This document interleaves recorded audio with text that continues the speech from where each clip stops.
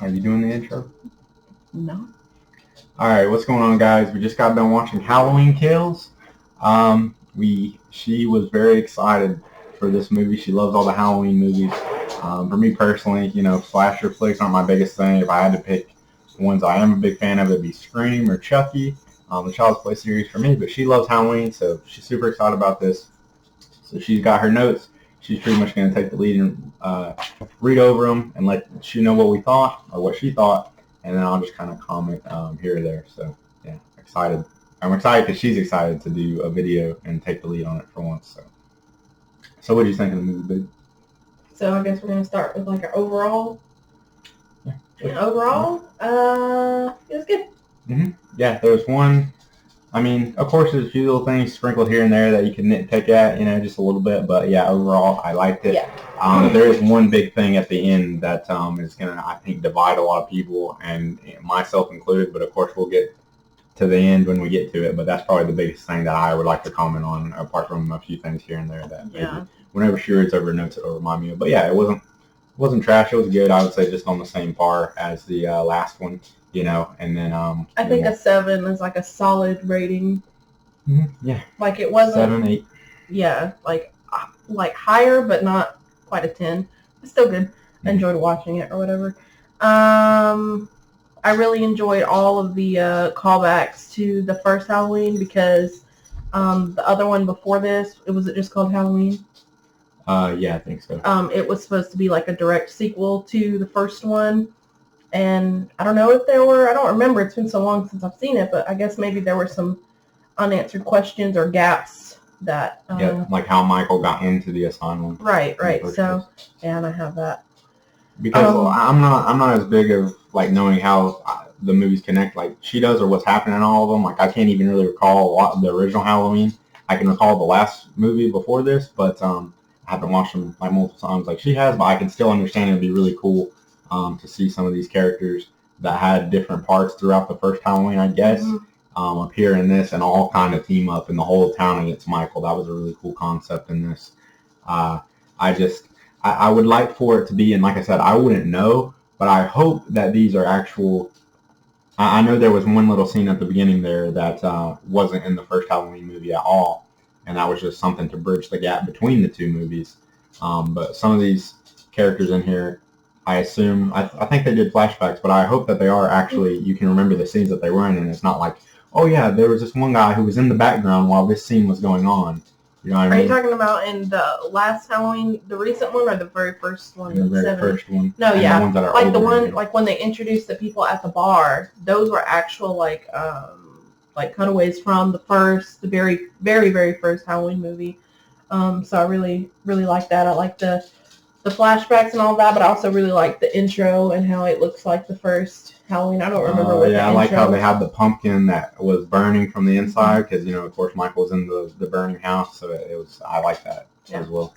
Soundtrack is always good. Not really hard to mess up, to be honest, but still you have a lot of appreciation for it, I guess. It's such an iconic I think they piano. probably tweaked it a little bit. Right, they always tweak it, but I think our first gripe, I guess, was did the firefighters not know that he was in there? Yeah, who called the firefighters if it wasn't any of the Jamie Lee Curtis or Laurie, Karen, or Allison? If it wasn't those three, who called them? Because if it were those three, they wouldn't have called the firefighters, they would have called the cops. Yeah, I guess technically the law, they would still have to try to save him, but you would think that they would have the police. They like do it in ready some kind to of arrest way. him. Yeah, right. Something like that, but they weren't. Not necessarily to kill him as soon as he comes up, but to arrest him. And there was no cops there. It was just the firefighters, and that scene was sad because they didn't stand a fucking chance. Yeah, and they were trying to help him at first. So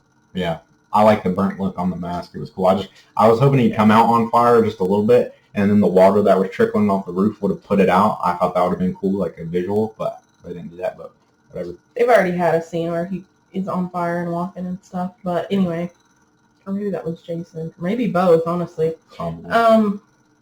I loved his emergent scene where he comes out of the house and he's not on fire, but you can see I don't know if you've ever like burned anything and you see like the little fire particles coming out he's got like some of those on him. It we looks watched really it cool. off of a RIP website, so it was in kind of poor quality, but it was well enough for you to see it. This goes for like the entire movie basically, but I've never really been like a huge fan of the supernatural aspect of him. You know, obviously spoilers, they try to kill him at the end and he doesn't die, you know, regardless of the beatings, stabbings, and bullets that he takes, being hit by cars, like it doesn't really matter. Yeah, I don't know how, like, I would probably prefer it just to be more real. Like, I guess it's skipping to the end, but I can just say, since we're on that topic, I like the way the whole town goes in on him and they all have their moment. It reminds me of a scene from, there's a Family Guy scene, and it's from like a movie called Office Space or something that they're redoing, but Stewie and Brian go to town on like a printer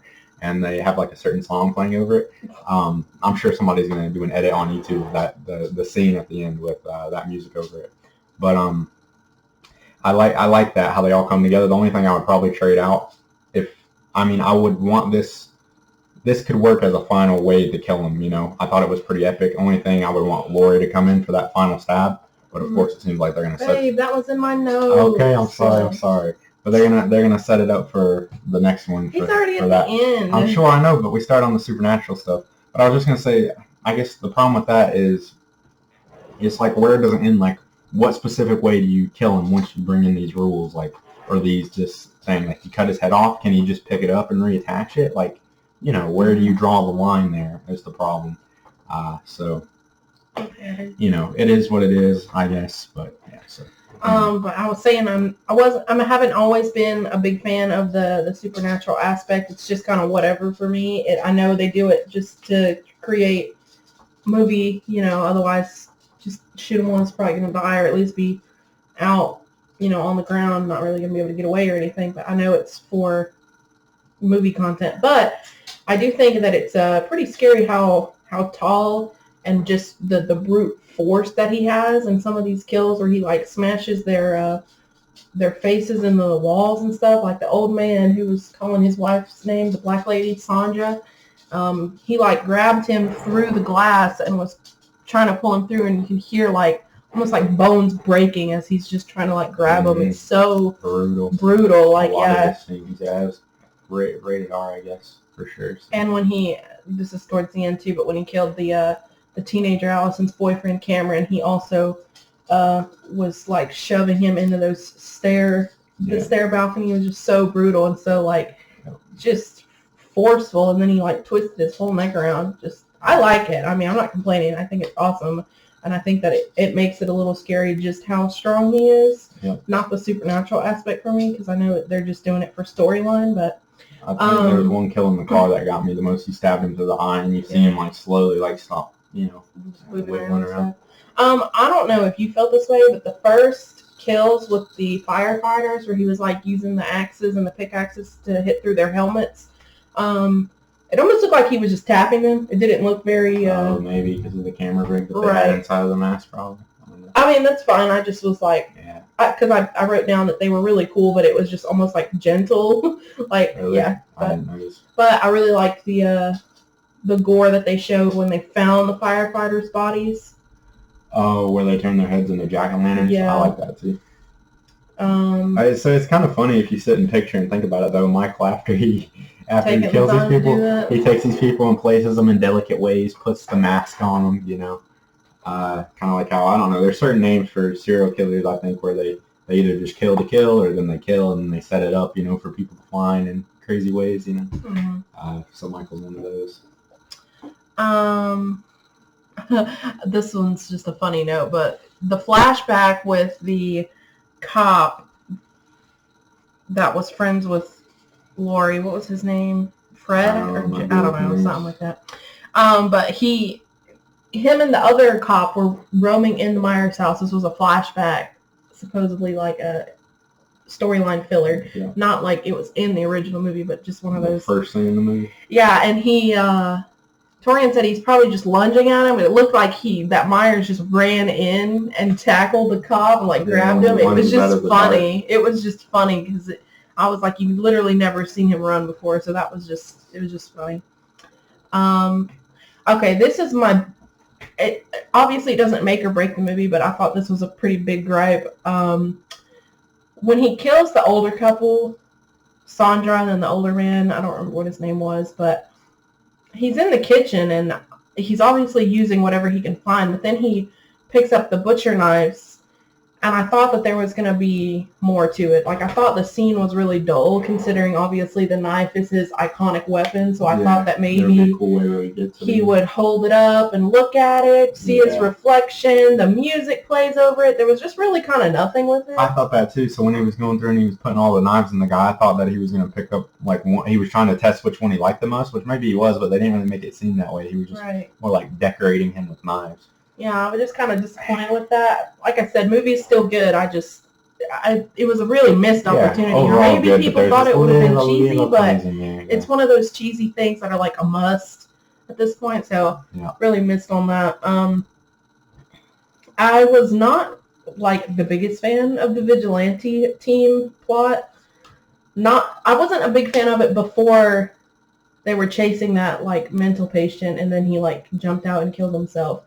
I just was thinking, if there was like so many survivors like this, it's not a single one of them like traumatized. Like they say, I don't want any fucking part of this. Like they're all just in it and ready to face him again. Like I feel like I wouldn't be like that if I were. I don't know. I like the aspect the way it's just an overall thing where fear can make like crowds of people riots and things like this break out and happen and mistakes happen. So I feel like it was a good overall. Just message or way to show that, because a lot of these people, there was very few that actually knew what Michael Myers like and saw it, but a lot of these people were just, following the crowd. Yeah. And that's why the majority of them thought that this guy was Michael Myers, because they were just going along with it to go along with it. They didn't actually know, because, he was short and fat, and all the people had actually seen him was like, that's not him, but yeah. So I like the line where he's like, now he's turned us into the monsters, just showing different effects of what it can do to the town. I thought I was going to be in the lead. You're like copying my notes. Sorry. The car kills were cool. You already talked about it, but the part where he puts the knife in the guy's eye and he's like squirming around. And then when the old lady's like, this is for Dr. Loomis, and the gun's fucking empty. She tried. Yeah, he ripped her hair out, and it was an audible rip. Like, that was just the most, like, cringiest sound. Like, ugh, I hate that. But I thought that it was interesting that he picked up the gun and shot the black girl with it, but I also thought that it was lame at the same time. Like, it was cool, but it was lame. Yeah, I don't think you've ever seen him use a gun, so I guess it was kind of unique in that way, but. Right. And then, of course, I liked when he put them on the carousel and put the skull mask on the girl and the jack-o'-lantern on the doctor. I figured at least one of them would make it out, one of them. The girl or the doctor. Oh. The guy. I didn't really. Make it out. That way you see the impact of them dying, have some impact because one of them can miss the other one, and then you get one more on the team against Michael Myers, They both got so. Yeah, Laurie, she didn't even really get a lot of camera time or a lot of any, face-off time with Michael, but she was still a fucking badass. Saving it for the next one for sure. It'll be very heavy between the two of them. I'm guessing there will be a time skip between the next one, so Laurie can have some time to recover, and it will probably be like next Halloween, I think. Yeah, and she tells Karen, now get the fuck out of my way. And then she puts that painkiller stuff right into her. Reminds me of Octane from Apex. If you play Apex, you know exactly what I'm talking about. Yeah. So when he goes back to his to the Strode house, his childhood home, I was telling Torian, I was like, I don't know why, but this seems like it would hurt so bad when he stabs a guy like right in the armpit right here. Oh my god, I've never seen anything like that, but I'm sure, like, realistically, if you're killing all of these people, you're going to be, like, just doing it however you can. I don't know. I don't kill people, but, and then he puts his thumbs into his eyes, which I've seen that before somewhere, but I'm not sure if it was a Halloween movie. Yeah, I have to. Really sad about the guy who jumped to his death because he was obviously mentally not okay. Yeah. And then, we gotta show off your handwriting, baby. It's so neat. So pretty. Okay. The gay guys in the Strode house, I was confused because the first guy died without, like being able to do or say anything at all. Mhm. But the second guy saw him in the room, and instead of being scared and trying to kill him or run away, he says, "Michael, you came home." Like, were they fanatics? Is that why they lived in the house? Like, I was just confused. That was weird. I guess he was just in shock because I'm sure he wanted to go up there and see if his boyfriend was okay, and then he just kind of got in shock. I mean, but I got to think. I mean, I know whenever you get scared, some people I would think a lot like freeze with fear. You do. But if you booked it away from him, is he gonna start chasing you? I mean, because it would seem like a lot of people could get away considering he just walks. I'm pretty sure, but that's the whole maybe that's lore part of him of the and Jason as well. thing. Yeah. So, okay. You already brought it up, but I really like that line of the really older cop who says that he is turning us into the monsters now. I get why they did it, I guess, super suspenseful, but I hate that we were cucked of seeing his face. Like, he didn't have his mask on for like a minute or two, and they just did every camera angle possible to show him, but not his face. So you get to see the back of his head like he did in the 2018 one. Yeah. I think I'm sure we'll see it in the next one though, since it'll be the last one of the whole. I would hope so. But I do like that he, still bends over and picks up his mask. And puts it on for the fight. I was expecting to be like bring Yeah.